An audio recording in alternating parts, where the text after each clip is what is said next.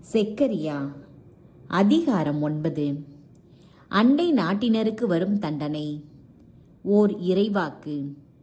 ஆண்டவரின் வாக்கு அதிராக்கு நாட்டிற்கு எதிராக எழும்புகிறது. அது தமஸ்கு நகர் மீது இறங்கி தங்கும். ஏனெனில் இஸ்ரேலின் எல்லா குளங்களைப் போலவே சிரியா நாட்டின் நகர்களும் ஆண்டவருக்கே உரியன. அதன் எல்லைக்கு அடுத்துள்ள ஆமாத்தும் ஞானத்தில் சிறந்த தீரும் சீதோனும் அவருக்கே சொந்தம். தீர் தன்னை சுற்றிலும் அரண் ஒன்றை கட்டி எழுப்பியது. தூசியைப் போல் வெள்ளியையும் தெருச்சேற்றைப் போல் பொன்னையும் சேமித்தது. இதோ என் தலைவர் அவற்றை பறிமுதல் செய்வார். அதன் அரணை கடலுக்குள் தூக்கி எறிவார். அந்நகரும் நெருப்புக்கு இரையாகும். அஸ்கலோன் இதை கண்டு அஞ்சி நடுங்கும். காசா நகர் வேதனையால் துடிக்கும். அவ்வாறே எக்ரோனும் நம்பிக்கை இழந்துவிடும்.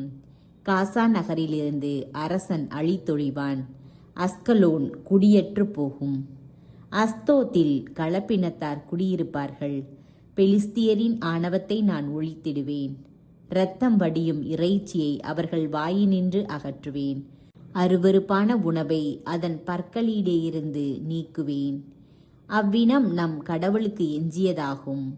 அது யூதாவின் குளங்களில் தலையாயது ஆகும். எக்ரோன் நகரத்தார் எபூசியரைப் போல் இருப்பார்கள். அங்குமிங்கும் தாக்கும் படையினின்று எனது இல்லத்தை காப்பதற்கு நான் பாளையம் இறங்குவேன். ஒடுக்குகிறவன் எவனும் இனி அவர்களின் நகர்களை ஊடுருவி செல்லான். ஏனெனில் என் கண்களாலேயே யாவற்றையும் நான் பார்த்து கொண்டிருக்கின்றேன். வருங்கால அரசன். மகளே சீயோன், மகிழ்ந்து களிக்கூறு. மகளே எருசலேம், ஆர்ப்பரி. இதோ உன் அரசர் உன்னிடம் வருகிறார். அவர் நீதியுள்ளவர், வெற்றி வேந்தர், எளிமையுள்ளவர். கழுதையின் மேல் கழுதை குட்டியாகிய மரியின் மேல் ஏறி வருகிறவர். அவர் எப்ராயிம் மேல் தேர்ப்படை இல்லாமற் போக செய்வார். எருசலேமில் குதிரைப்படையை அறவே ஒழித்து விடுவார். போர் கருவியான வில்லும் ஒடிந்து போகும். வேற்றினத்தார்க்கு அமைதியை அறிவிப்பார். அவரது ஆட்சி ஒரு கடல் முதல் மறு கடல் வரை, பேராறு முதல் நில உலகின் எல்லைகள் வரை செல்லும். கடவுளின் மக்களுக்கு கிடைக்கும் மீட்பு. உன்னை பொறுத்தமட்டில் உன்னோடு நான் செய்த உடன்படிக்கையின் இரத்தத்தை முன்னிட்டு சிறைப்பட்டிருக்கும் உன்னை சார்ந்தோரை நீரற்ற படுகொழியிலிருந்து விடுவிப்பேன். நம்பிக்கையுடன் காத்திருக்கும் சிறை கைதிகளே, உங்கள் அரணுக்கு திரும்பி வாருங்கள். 2 மடங்கு நன்மைகள் நான் உங்களுக்கு தருவேன் என்று நான் இன்று உங்களுக்கு அறிவிக்கிறேன். நான் யூதாவை என் வில்லாக்கிக் கொண்டேன். எப்ராயிமை அம்பாக அமைத்து கொண்டேன். சீயோனே, உன் மக்களை எவனருக்கு எதிராக ஏவிவிட்டு உன்னை வல்லவனின் வாள் போல் ஆக்குவேன். அப்போது அவர்கள் மீது ஆண்டவர் தோன்றுவார். அவரது அம்பு மின்னலை போல் பாய்ந்து செல்லும்.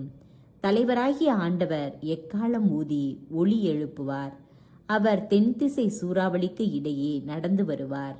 படைகளின் ஆண்டவர் அவர்களுக்கு அடைக்கலமாயிருப்பார். அவர்கள் தங்கள் பகைவரை ஒழித்து கட்டி அவர்களுடைய கவன் கற்களை மிதித்து போடுவார்கள்.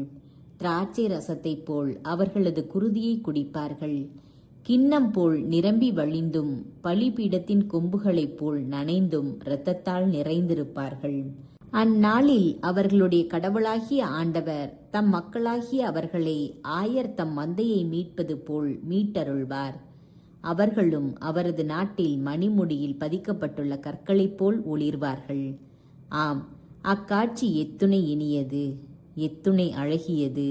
கோதுமை இளம் காளையரையும் புது திராட்சை ரசம் கண்ணீரையும் செழிப்புற செய்யும்.